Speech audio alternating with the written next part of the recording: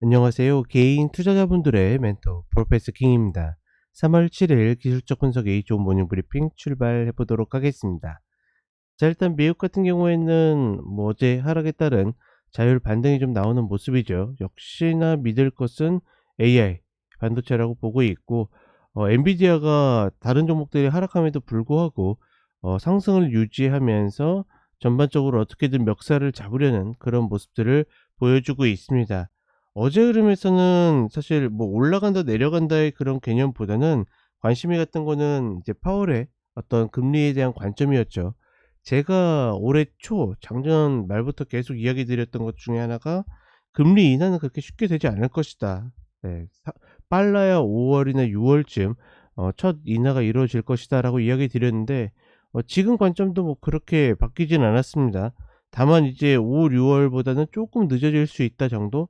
다만 그렇게 늦어진다라고 해서 TMF, 그러니까 즉 우리 금리 하락을 노리고서 채권 들어가시는 분들이 그렇게 뒤로 투자를 미룰 필요는 없습니다. 왜냐하면 이 기대감에 따른 흐름들이 분명히 있기 때문에 먼저 움직일 가능성이 높아요. 그리고 그러니까 첫 금리 인하를 노린다라고는 하지만 그때 시세가 가장 많이 나면서 선 반영되는 부분들이 있기 때문에 우리는 굉장히 단순하게 생각을 하면서 지난번에 TMF 수익 잘 거두신 분들은 55불 아래에서 또 들어가시면 된다라고 이야기 드렸고, 그 흐름들이 나오고 있죠. 어찌 되었거나 방향성은 바뀌지 않습니다. 파월도 이야기하죠. 인플레이션에 대한 것들을 좀 감안하고 있지만 어찌 되었거나 연내에 하락할 거라고는 생각한다. 그러니까 어떻게 보면 파월 입장에서는 나름 최선을 다해서 이야기를 한 겁니다. 왜냐면 시장이 또 지레 설레발 쳐 가지고 먼저 움직일 수 있기 때문에 나름 최대한 표현했다, 저는 그렇게 생각을 하고, 그러니 TMF를 매매하는 분들 입장에서는 그렇게 고민이 많을 이유가 없다라는 거 다시 한번 이야기를 해 드립니다.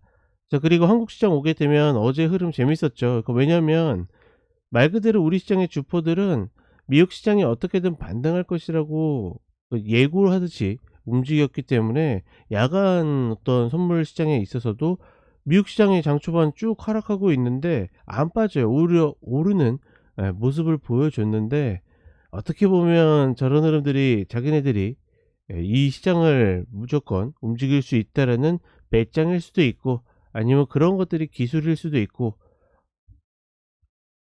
중요한 거는 3월 만기까지 계속 이야기 드리지만 급락은 없다라는 거. 3월 만기가 지금 3월 14일 날에 있죠. 다음 주 목요일인데 그때까지는 급락이 없다라는 거. 그렇다 보니까 어떻게 보면 좀 지지부진하게 재미없는 시장이 될 수도 있어요. 다만 지수적인 움직임에 비해서 종목들의 움직임은 계속 변동성을 가져가고 있기 때문에 우리가 지수를 너무 그렇게 크게 의식하거나 생각할 필요 없다라고 보고 있고, 어제 흐름도 좀 비슷한 패턴들이 있었는데, 그러니까 내가 어떤 종목을 노린다라 그러면 장의 어떤 흐름에 따라서 그러니까 매수 매도를 결정할 이유는 없다라고 봅니다. 매수를 하기로 마음 먹었으면 들어가서 그냥 내가 설정해 놓은 전략에 따른 컷을 그냥 걸어 두시면 되겠고, 막 하락한다라고 해서 따라잡고, 상승한다고 해서 따라잡고, 이런 식으로 시세의 움직임에 민감하게 쫓아다닐 이유는 없다. 우리가 장중에도 프로그램 흐름 하나 한 땀 한 땀에 좀 시세들이 급격하게 움직이는 모습들을 보여주고 있기 때문에 그런 흐름들에서는 좀 심리적으로 벗어나야 된다, 다시 한번 이야기를 해 드립니다. 그리고 최근 차기사 카페에 종목들 공개 전략도 올려드리는 부분들이 있으니까 같이 참고하시면 되겠습니다. 자, 그럼 차트 간단하게 보도록 하겠습니다. 자, 나스닥 선물 30분 흐름인데 단기적으로 봤을 때는 역시나 이탈하고 가격 박스 하단을 치고서 반등을 해서 이 흐름을 돌려야 되는데 아직까지는 120평 저항을 받고 있죠. 과연 이제 이 흐름들을 다시 깨고 내려가는가 마는가가 단기 추세에 있어서 하락으로 전환되었다 아니다 이런 것들을 좀 가를 수 있는 부분들이고,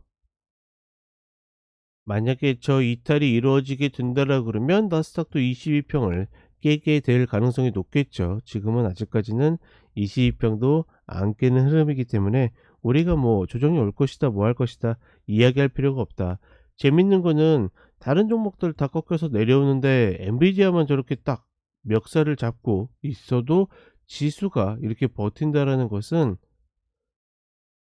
역시나 미국의 최대 주도주는 지금 AI가 계속 끌고 가고 있다. 그러니까 새삼스럽게 지금에 와서 이야기하는 게 아니라 이전에 이야기를 했던 것들이 검증이 되었다. 뭐 이렇게 생각하시는 게 좀 더 맞겠죠. 그리고 우리 시장으로 오게 되면 사실상 꺾여서 내려와야 되는 자리에서도 이렇게 버티는 모습을 보여주고 있고, 어제 같은 경우에는 이제 프로그램 매도가 나왔지만 선물이 매수를 잡으면서 전반적으로 3월 만기 가는 데 있어서는 지금의 이 구간들을 그렇게 크게 벗어날 생각이 없는 그런 모습들을 보여주고 있습니다. 물론 여기에서 끌어올린 물량의 일부를 계속 청산하는 모습을 보여주고 있지만, 궁극적으로 이 물량들을 다 청산하게 되면 시세가 움직일 수밖에 없기 때문에 가급적이면 이 구간 안에서 크게 벗어나지 않는 정도, 그리고 혹은 갑작스럽게 외부 변수로 밀리게 되면 만기로 가면서 다시 들어 올리는, 그러니까 저는 그렇기 때문에 어제 음봉으로 떨어지고 오늘 개파락했으면 좋겠다 싶었는데 그 패턴이 나오지 않았어요. 어제 오후 간단 시황 때도 이야기 드렸죠. 그런 부분들은 조금은 아쉽다 정도. 왜냐면 그렇게 움직여야지 매수 타이밍을 좀 예측해서 잡을 텐데 지금 시장은 프로그램에 의해서 계속 시장이 좌지우지되기 때문에 예측이 좀 어렵다. 그리고 상대적으로 코스닥이 좀 더 강한 모습을 보여줬는데 역시나 개인 투자자 입장에서는 코스닥 중심으로 매매를 하는 것이 조금 더 낫다.